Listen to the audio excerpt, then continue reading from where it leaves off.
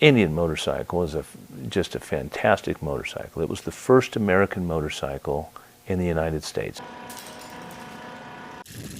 My allegiance was to Indian. I believed in the mark, I believed in the motorcycle.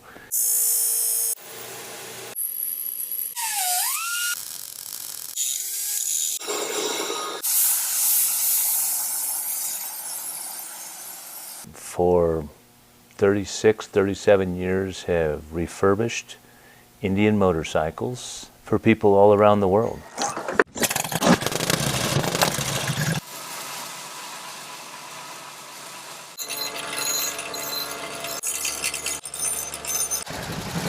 When you're on a motorcycle that functions nicely, particularly an antique, there's a sense of identification with the history. And so you go back in time. You identify back 40, 50, 60 years ago. It's easy to go back there in your mind.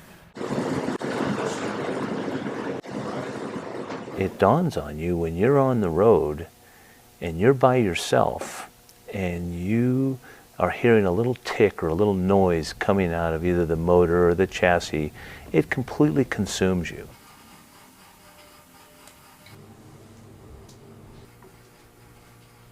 I feel strongly about so many different operations, particularly with inside the engines. When you get through them, you have kind of created character.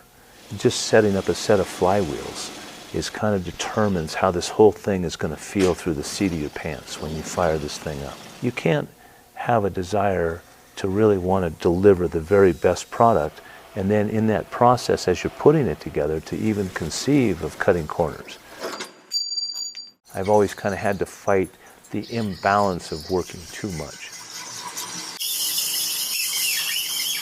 But it's an amazing process.